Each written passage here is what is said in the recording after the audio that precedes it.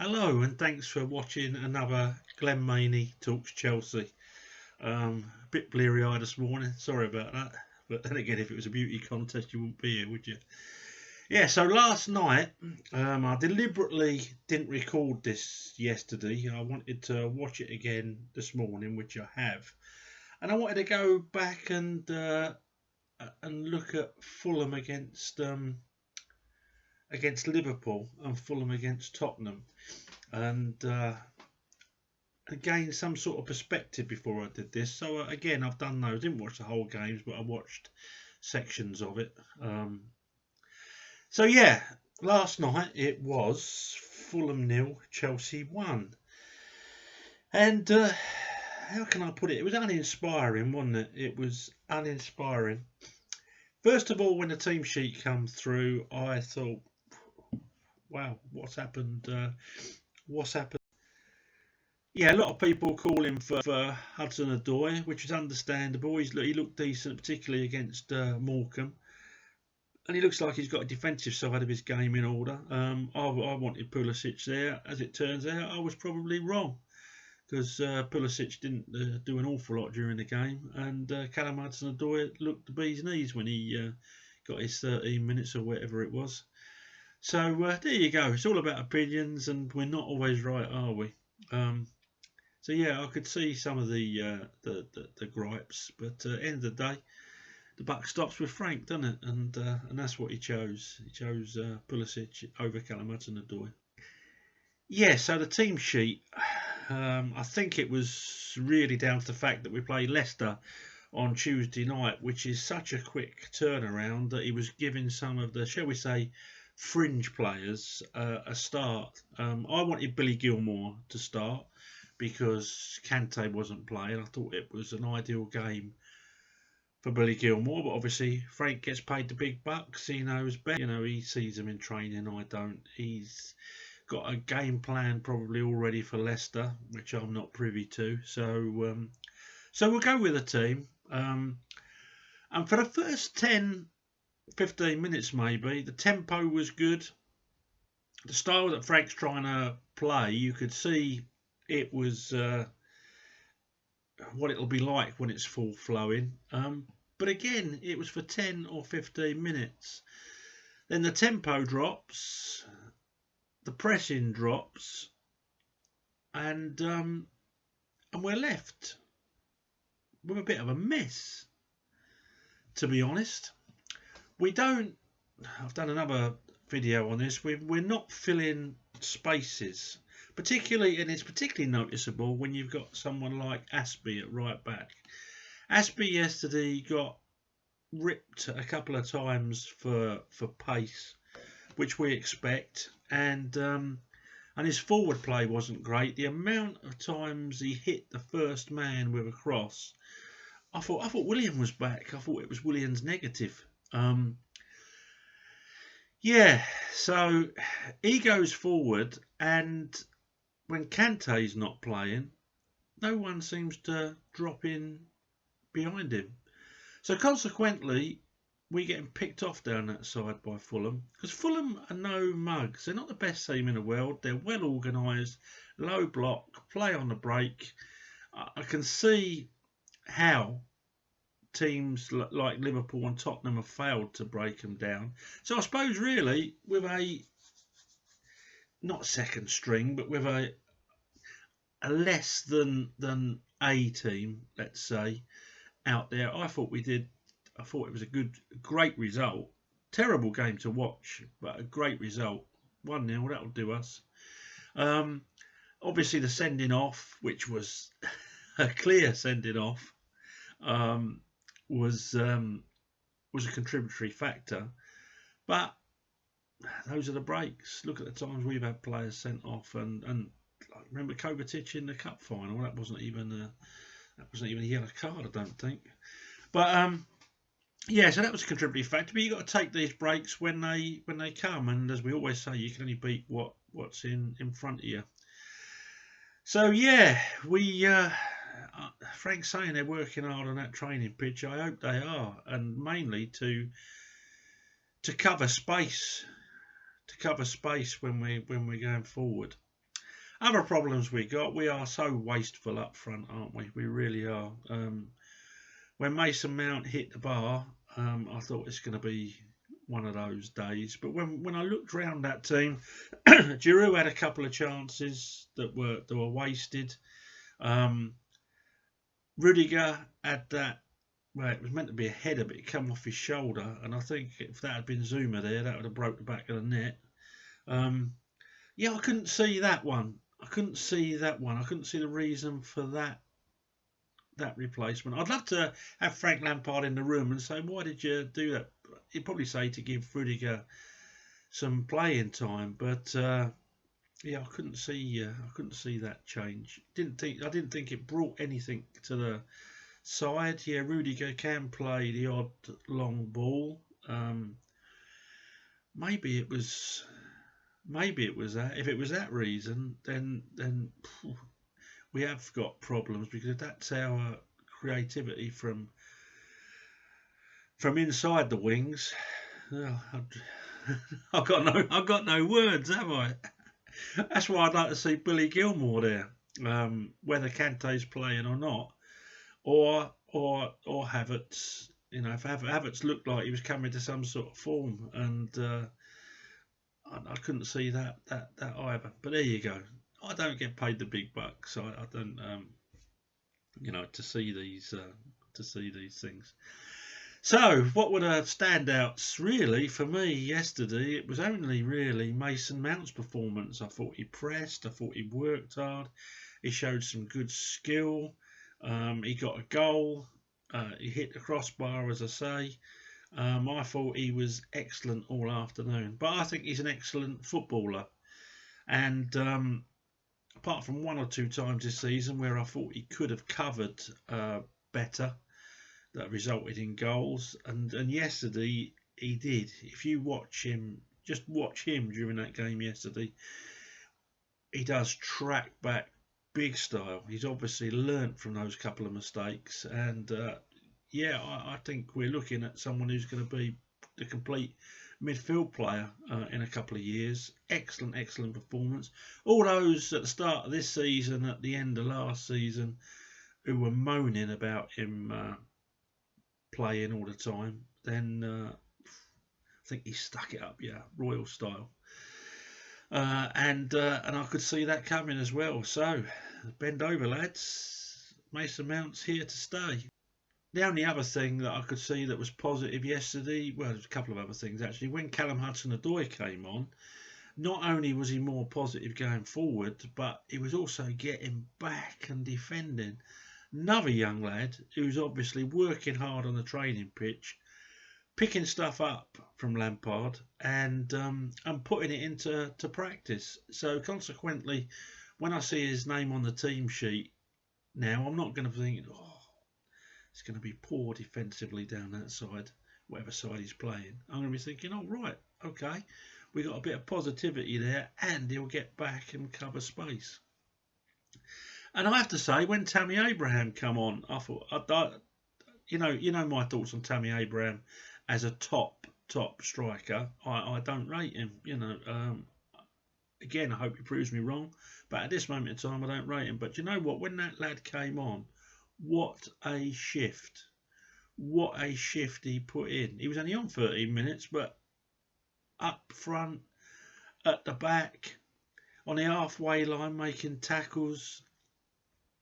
As a footballer, he's coming on. He is coming on. I hope he shoves it up me and turns out to be a top striker. Because his work as a footballer is certainly coming on. His football brain is being used, and I know it was only for 13 minutes, but he really got around and put a shift in. Just what we needed. So yeah, I'll go through the team. Mendy, he was getting some criticism. I'll tell you this. Those that watch these videos know I've coached goalkeepers, and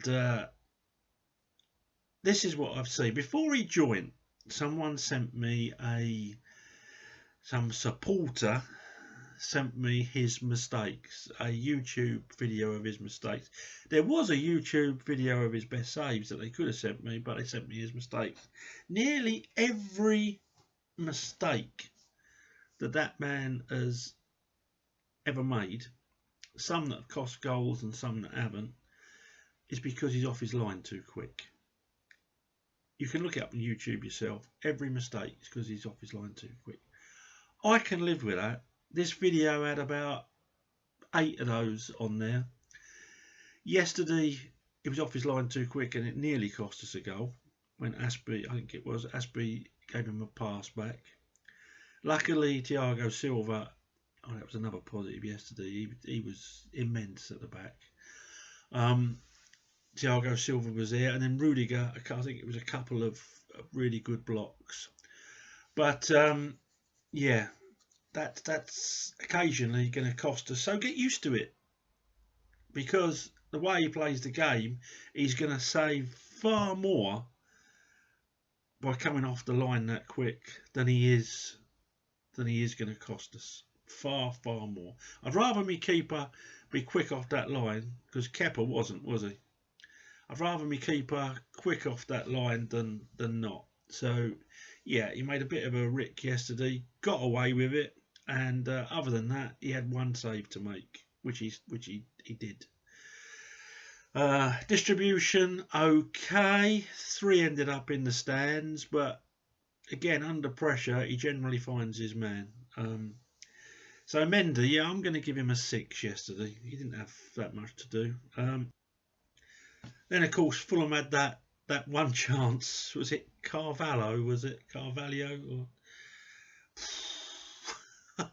I think they've, in training this week, they must have called Timo Werner over to give him a few tips, because went to kick it with one foot and it hit the ankle of the other. Shocking, and I was glad that he is.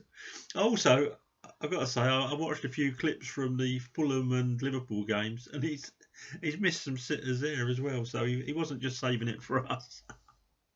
Yeah, it's a definite lack of quality, but as I say, we should have been 1-0 behind, shouldn't we? Aspie reminds me a lot of watching Ivanovic in decline. He's definitely losing pace, and I don't think it helps a player. What is it? Only 30, bordering on 31, isn't he? But I don't think it helps once a player reaches 30 that they're not playing regularly. Don't think that helps at all. And so he's. I worship the bloke. He's Mr. Chelsea, isn't he? He's really been a brilliant servant, but I think at elite level, his days are coming to an end. I do. Imagine Zaha or someone, or Mane up against him in a straight race. His distribution his crossing was awful yesterday. I'm going to give him a 5, because his efforts, the efforts there, and that's really what I want to see. But the end result, not happening. A lot of stuff come down his side, and he had no cover either. It was just a nightmare down that side, to be honest. Rudiger, can't see really what he brought to the side yesterday. As I say, apart from the couple of long balls that he put through that perhaps Zuma wouldn't have done. But end of the day, the guy needs minutes, I guess, because Zuma could get injured. You don't want someone coming in who's not played any minutes at all. So yeah, and he done okay. He gets a 6 from me. Couple of really good blocks and a couple of decent headers. Thiago Silva is going to get an 8 from me. I thought he was immense yesterday. The blocks, just the know-how of being in the right place at the right time, and he's starting to organise the defence more. You can see that. So yeah, Thiago Silva's getting an 8. Ben Chilwell, he was okay. He was okay. I don't think he's firing on all cylinders at the moment. I'll be honest. I hope he's saving it for his old team, Leicester, on Tuesday. But he gets a 7 from me. He did okay. Not a lot come down that side. When it did, he's got the pace to deal with it. Put some decent crosses in. Yeah, I think 7's fair. Jorginho, I call him the crab, as you know. He's a good footballer, hell of a footballer, if you're playing a certain style. I think he slows us down too much. Too many sideways passes. Yeah, he crabs it. And I'm going to give him a 6. He worked okay. He hasn't got an awful lot of pace to get back when he's out of position. If people aren't covering for him, if you're in a forward move, say, and Mount's forward, no one's gonna cover for him. So yeah, I 6. Kovacic, I didn't even know he was on the pitch. You know, I was sung his praises last year. He was definitely our man of the season, but I didn't even know he was on the pitch. His covering wasn't great. His drives forward were virtually non-existent. It was a nothing game for him, really. And I'm going to give him 5.5. Rightly or wrongly, you may agree or disagree. And Mount gets my man of the match award, and Mount gets a 9 because I thought he was absolutely excellent. You name it, I've already been through it. Pressing, defensively, providing a service for the forwards, getting a goal, and almost getting another one. Perhaps could have had a hat trick on a better day. We were so wasteful yesterday. Giroud worked hard. A couple of times with headers. Thought he could have done better. He was being tightly marked, but Giroud on a good day, I think, would have got a goal yesterday. On the right hand side, Ziyech, since he's come back from injury, he's not been the world beater that we know he is. Yesterday, his first 2 crosses hit the defender. He'd lost the ball in a pretty awkward position twice. Once he got back, and the other time he didn't bother. Ziyech, because he is such a great player, and he, when he's on fire, he's on fire. But yesterday he just gets a 6 from me. Pulisic, yeah, again, not his best game. Trying too hard, I think. Trying to beat too many players. Maybe should have scored 1 yesterday. We are just so wasteful in front of goal. It's frightening. Pulisic gets a 6 from me. It's a lot of them, apart from Mount and Thiago, a lot of them pretty average, to say the least, yesterday. So that's the scores. I don't normally, as you know, score those that come on, but I am going to this week. Only 13 minutes for a couple of them, but yeah, Tammy came on. I'm going to give Tammy an 8, because he worked really, really hard, and I'm going to give Callum Hudson-Odoi an 8. We looked a lot more positive. Those shouting for him should see him play a lot more, especially now he's addressing the defensive side of his game. So yeah, excellent. And Burner, when he came on, he a couple of times, he worked hard. He defended well, but when he was through that one-on-one, I was praying that'd go in. And I've watched it again this morning. He's got 3 options. He can cut. He's got his pace is so good.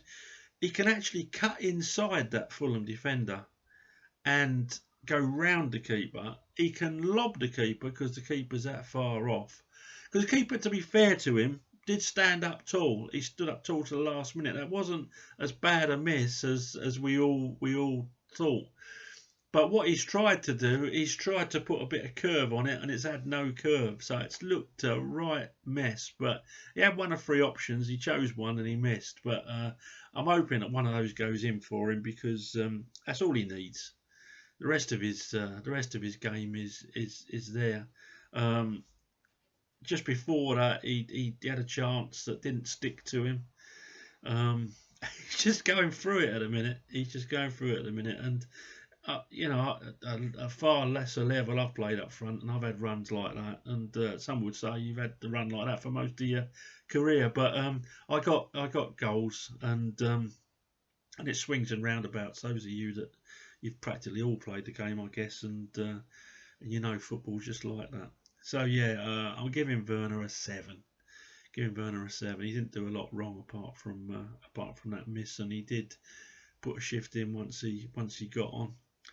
So that's it really. I think we're terribly wasteful. If I was Frank, I'd be lining up them balls and have a shooting practice this week. But that said, I don't know how many of you watch Chelsea training on YouTube, but Werner hardly misses. He hardly misses. Chances like that, 20-yarders, 30-yarders, tap-ins. It's like watching a machine in training. So he will come good, trust me. But yeah, those that don't watch that, you should watch it. It's quite insightful. I wish I'd had the full session. Obviously, they're not going to do that, because you'd have Bielsa at Leeds with his popcorn and his beer stacked in front of it all the time before we play us. But it is quite insightful, and it's worth a watch. So yesterday, all I can say decent about it really was it was a good result, a result that we needed. People, I've only been on one page on social media, and that was YouTube, to see what Nini had to say, and he pretty well agreed with me. I've not been on Twitter. I don't intend going on Twitter until I post this. Not interested in people still wanting Lampard out. Not interested in the negativity that I'm sure is awash. Fulham, let's make no bones about it, are a really, really decent side, well organised. Yes, I think they will go down, but it won't be without a fight, and they'll take a few points off top teams before they do. I hope they stay up. It was me uncle's team just down the road from Battersea. Anyway, enough from me. I shall speak to you after Leicester.